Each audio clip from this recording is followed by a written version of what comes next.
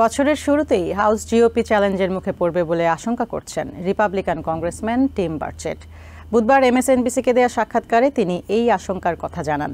বারচেট বলেন, কংগ্রেস সদস্যদের মধ্যে কেউ দল পরিবর্তন করলেই হাউস মেজরিটিতে প্রভাব পড়বে। অন্যদিকে নবনির্বাচিত প্রেসিডেন্ট ডোনাল্ড ট্রাম্পের সম্ভাব্য প্রশাসনকে রাশিয়ার প্রেসিডেন্ট ভ্লাদিমির পুতিনের ক্যাবিনেটের সাথে তুলনা করেছেন ডেমোক্রেটিক কংগ্রেসম্যান জেমি রাস্কিন।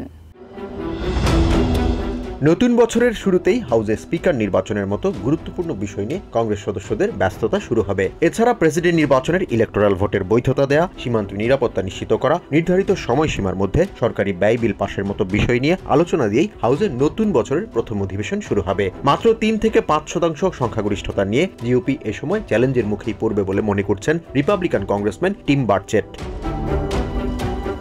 হাউসে ডেমোক্রেটরা আবারও সংখ্যাগরিষ্ঠতা পেতে যাচ্ছে উল্লেখ করে বারচেট জানান, কংগ্রেস সদস্যদের মধ্যে কেউ দল পরিবর্তন করলেই হাউসের অবস্থা পরিবর্তিত হতে পারে।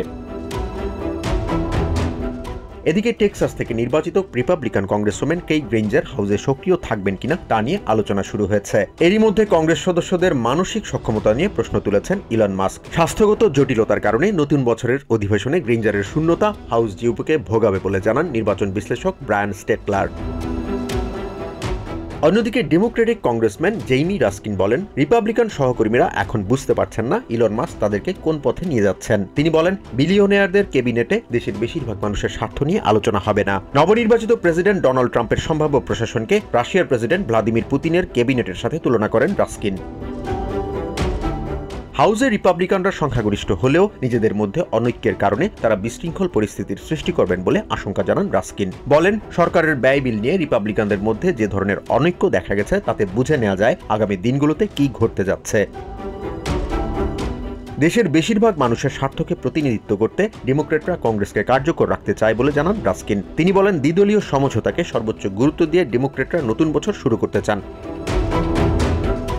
জাহান মিথুন, TVN 24 news desk. New York থেকে সম্প্রচারিত TVN 24 টেলিভিশন বিশ্বজুড়ে বাঙালির কণ্ঠস্বর।